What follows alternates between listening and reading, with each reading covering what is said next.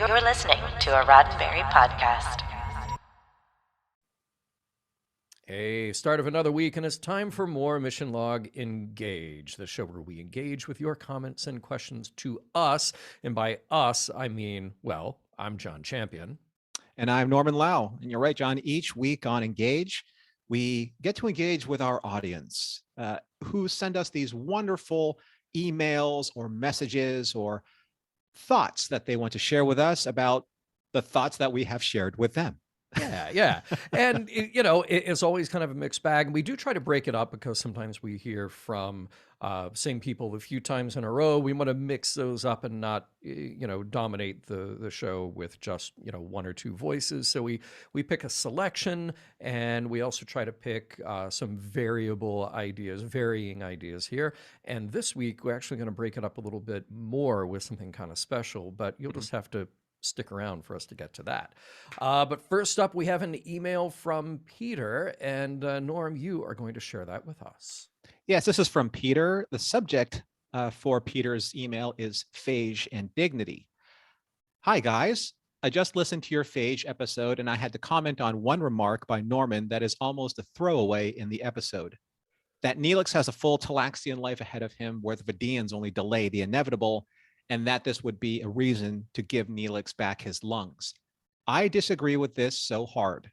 This exactly was a choice that doctors have had to make during the pandemic all the time. And I guess they came to different answers in different countries. But here in Germany, we hold that human dignity is the most important concept of our society. Parentheses, it is the first article of our Constitution, end parentheses. And part of human dignity is that all human life is equal no matter what, and that includes an individual's life expectancy. This guy explains it much better than I ever could. And in what Peter has written here is a website that we will add to our show notes. Mm-hmm. I thought that you might be interested in this perspective. Best regards, Peter. All right.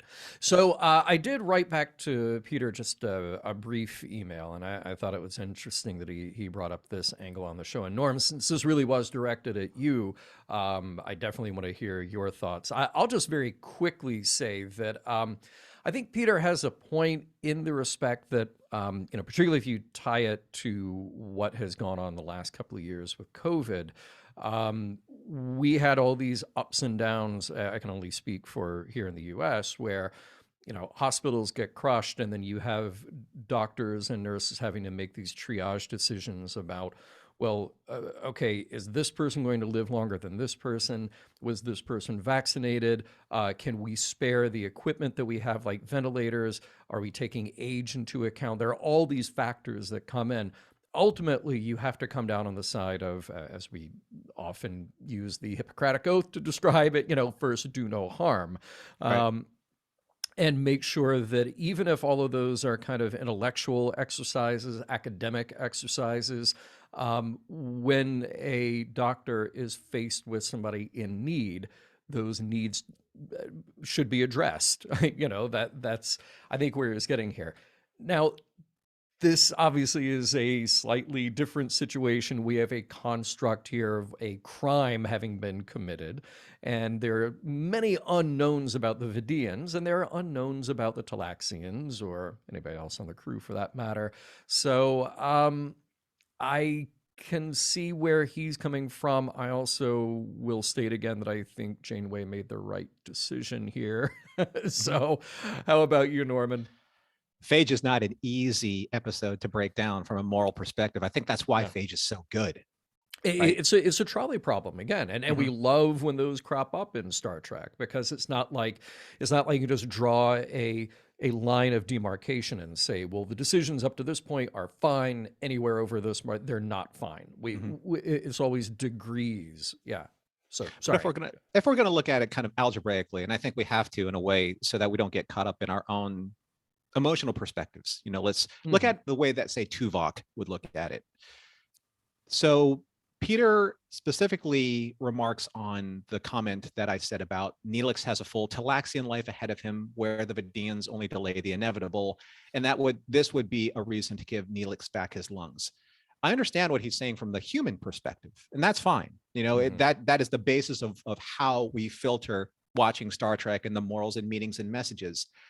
But the bigger question remains still, what about Neelix's Talaxian life expectancy? What about his dignity?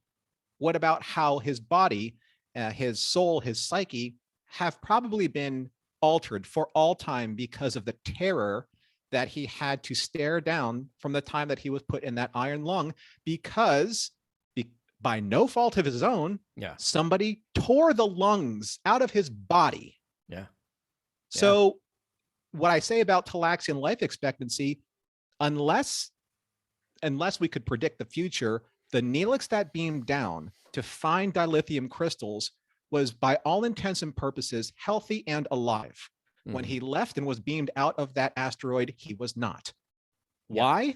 Because a race that deemed themselves worthy to be able to perpetrate this crime upon unsuspecting and innocent travelers have the right, because their society has been deemed genetically to no longer continue by the phage. That's the algebra that, as I understand it, right? So again, I'm championing Neelix because in many situations, the argument is being championed in favor of the Vidians, and they have no other alternative. I completely agree with that. But what about Neelix's rights and his protection under this general understanding of that's not the right or purposeful thing to do to an actual living innocent being? I agree. I totally do. And I'm glad that Peter wrote in with this, because this is the beautiful and brilliant challenge of this episode.